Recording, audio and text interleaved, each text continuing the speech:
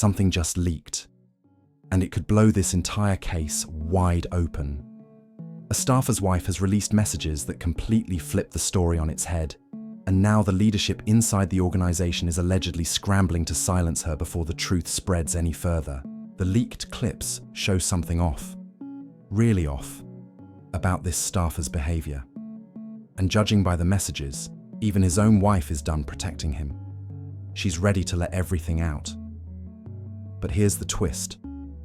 Someone at the top doesn't want that happening, and what they're allegedly doing to shut her down. That's what we need to talk about. I know you clicked on this video looking for answers, so here's exactly what you're about to see. You're going to watch the leaked footage that has everyone online asking the same question. What really happened? You're going to see the timeline errors that make absolutely no sense. You're going to hear about a mysterious work trip that took place just weeks before the shooting. And you're going to understand why thousands of people are now calling this an inside job. Now, I'm not here to convince you of anything. I'm just here to show you what's out there. Because if these leaks are even halfway real, they suggest that certain people close to the victim may have known something long before the attack happened. And the deeper I looked, the harder it was to ignore. Stories contradict each other. The timing is suspicious, and the silence from key players, it's louder than anything they could possibly say. So stay with me, because what this staffer's own wife just leaked changes everything. Before we go further, here's the quick rundown. The staffer at the center of all this was a 23-year-old advisor, standing just a few feet from the victim when the shooting occurred. You'd think he'd run for cover, or rush to help, or even react with panic like everyone else in the room. But the footage shows the opposite.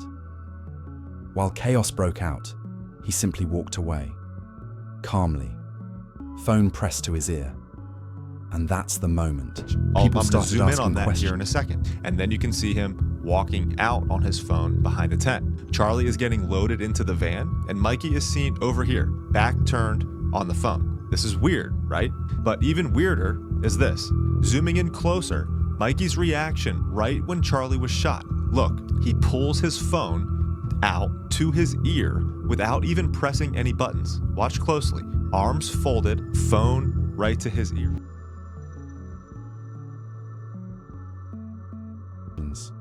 Look at this for a second.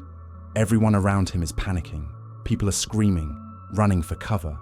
And he just turns and walks away, calm, deliberate, like he already knew something was coming. I'm not saying he did, but that's exactly why investigators and online sleuths started digging deeper. And here's where it gets even more suspicious.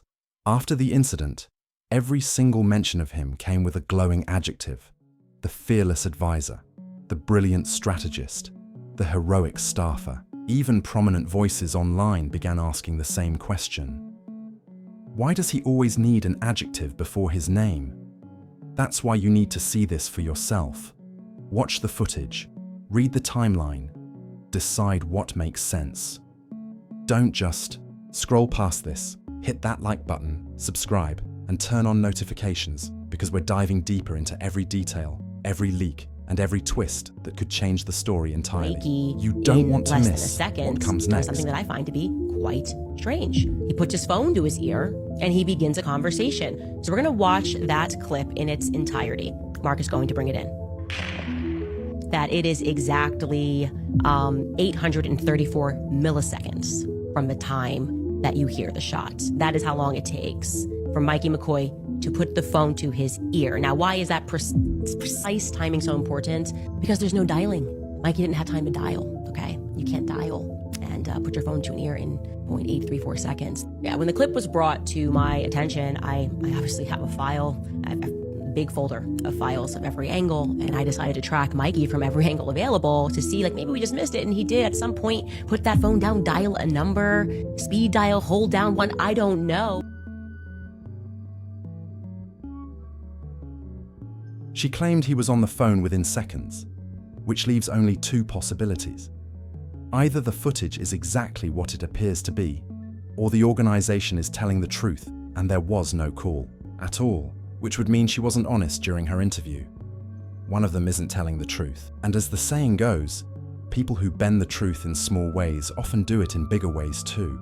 What makes this even simpler is that there's an easy way to settle the whole debate. He could release his call history. That's it. Show the timestamps, show who was contacted and when. It would take a few minutes and it would immediately confirm what really happened. But has he done that?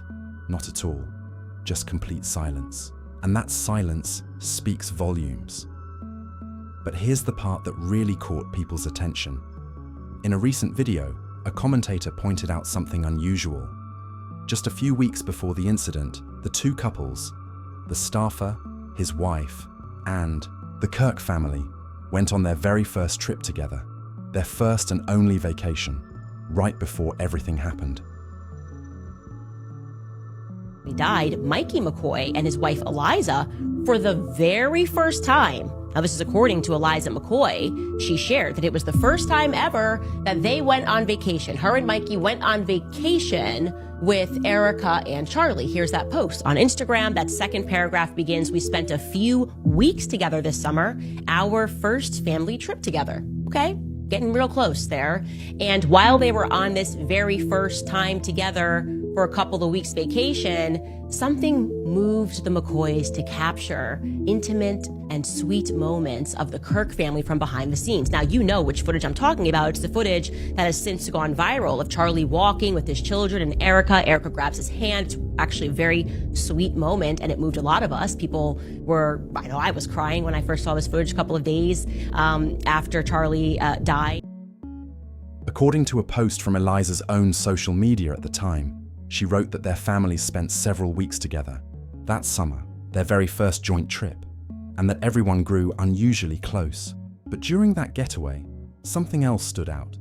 The couple began recording the other family constantly, and these weren't casual vacation snapshots. They were intimate, behind-the-scenes clips. You've probably seen the footage that spread online.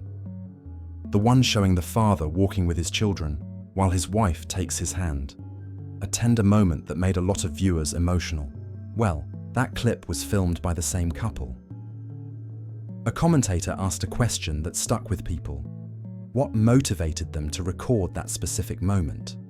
Think about it. During a family trip, usually one family member films, while the others appear in the frame, which means someone is always missing. That's normal. But here, the outsiders were the ones documenting the entire family from the background, almost as if they knew those moments needed to be captured. Was it luck? Were they simply thoughtful friends? Or was something else at play? And here's another detail.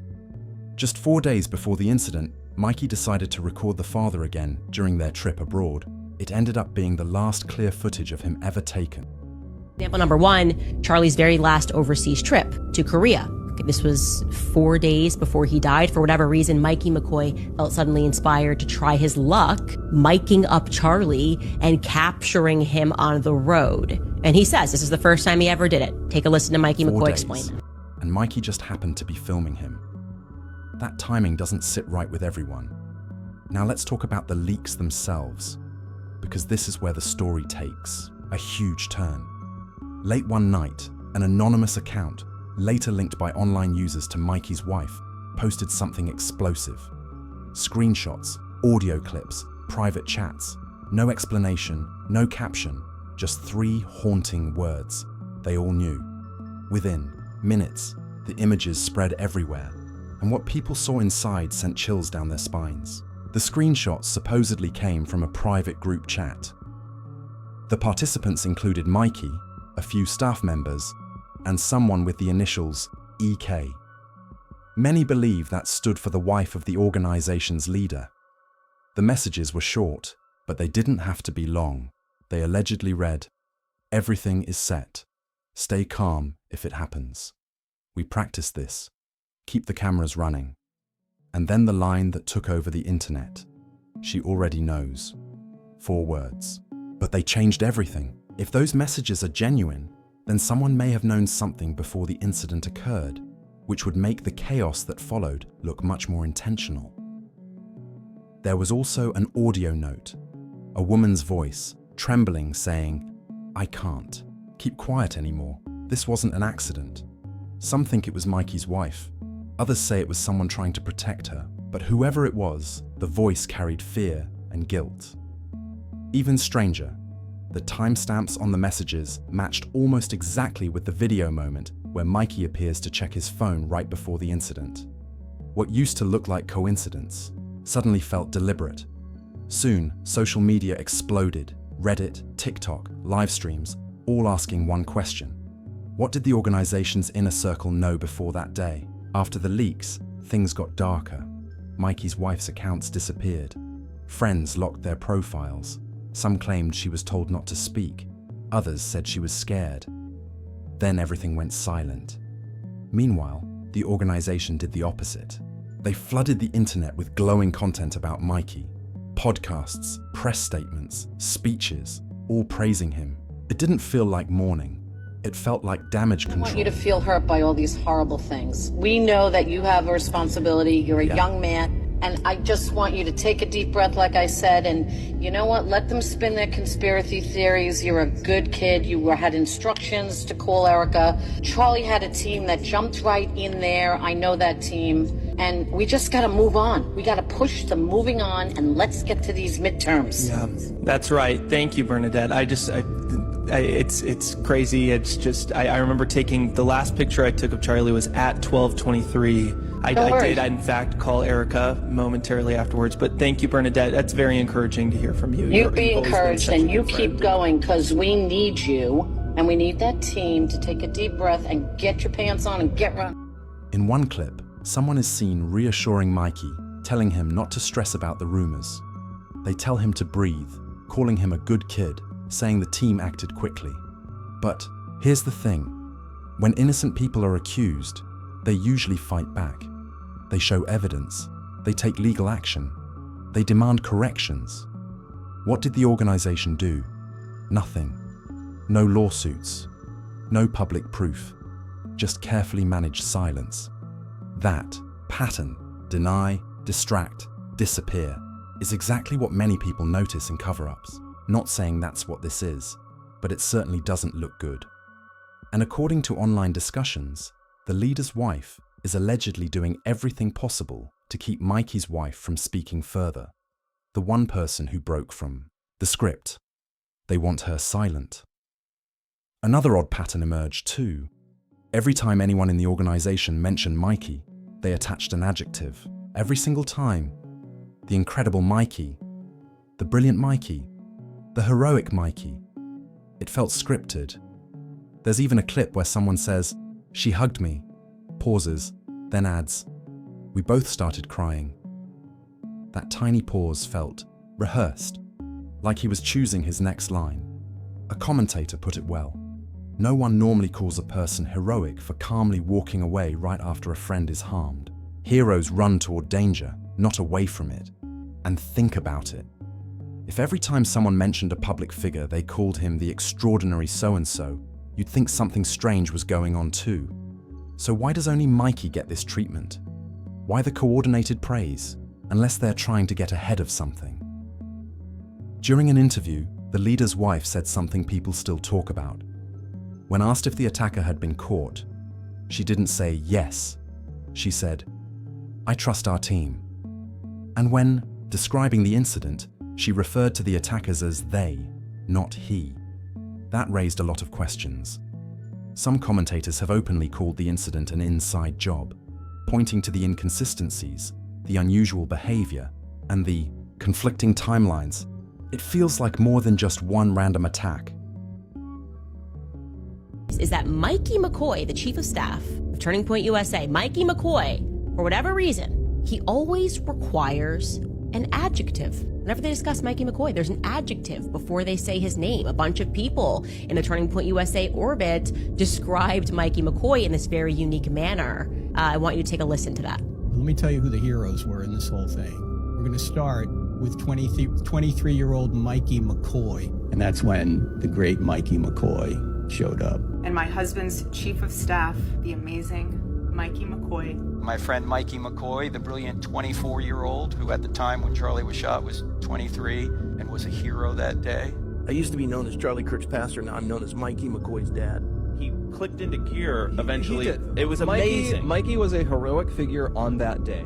And this is actually, to your point, you saw Mikey do heroic things that day. I saw Mikey do heroic things. I was not on site, but I immediately flew to Utah. We got a plane. I mean, it's not something that I'm used to, but it was like my wife went with me. We went straight over. I knew I needed to be with Erika and the team immediately just because, I just knew. But that moment when I got the news, I was so shell-shocked. I was not even there, but I was immediately traumatized. My brain fries like an egg. I can't see straight. I can't think straight. All I knew is that, what's happening? My wife came in. She, hugged. We know the reaction looked strange. We know the timelines don't line up neatly. We know the leaks suggested advanced knowledge. And we know the people involved have gone quiet. That's a lot of coincidences, especially for those who don't believe in coincidences. So here's the situation. Mikey walked away calmly. He hasn't released his call records. His organization keeps labeling him a hero. The woman who leaked the alleged messages disappeared, and the one person who might know the truth seems to be under pressure. Something doesn't add up. Maybe one day, when the silence becomes too heavy, someone who was actually there will finally speak up. Until then, all anyone can do is keep asking questions. There's a clip where someone says, "She hugged me," pauses for a moment, and then adds, "We both started crying." That tiny pause felt rehearsed, almost like he was deciding what to say next. One commentator described it perfectly. She said she would never call someone a hero for calmly walking away from a friend in danger. That's not what real heroes do. And think about how strange it would be if every time someone mentioned a well-known public figure, they added an over-the-top adjective, the spectacular this, the incredible that. You'd immediately feel like something unusual was happening. So why is this one person getting that treatment? Why is everyone so committed to painting him as a hero? Unless they're trying to control the narrative before questions grow too big to ignore. Now, stepping back for a moment, there were a few things the leader's wife said in her interview that people haven't focused on enough. When she was asked whether the attacker had been caught, she didn't respond with a simple yes. Instead, she said, "I trust our team." She mentioned she'd seen the report, talked about pieces of evidence that had been collected, and then said something that stuck with a lot of viewers. "I want to see what they did to my husband." They, not he. So who exactly is they? It's a question she didn't answer. When asked whether the timing of the attack, happening right after a sensitive question, was just a coincidence, she simply replied, "I don't believe in coincidences." And many people agree. Online analysts have been picking apart this story for weeks, some even suggesting it feels larger than a single attacker. The inconsistencies, the strange reactions, the mismatched timelines, they've all fueled speculation that this wasn't as simple as it first appeared. We know the reaction looked odd. We know the timelines don't perfectly align. We know leaked messages hinted at prior knowledge, and we know the people involved have fallen silent. That's a lot of coincidences for anyone who doesn't believe in coincidences. So here's where things stand. He walked away calmly. He hasn't shared his call history. His organization keeps insisting he's a hero. Someone connected to the leaks has vanished from the spotlight, and the one person who might know the truth is allegedly being encouraged not to speak. Something doesn't feel right. I don't claim to have all the answers. But it's clear that someone out there knows exactly what happened, and the silence, the practiced smiles, the overly polished praise. It all feels like something heavier is being hidden. Maybe someday, when the weight of that silence becomes too much, the truth will finally come from someone who was there, someone who saw everything. Until then, all we can do is keep questioning and keep looking deeper.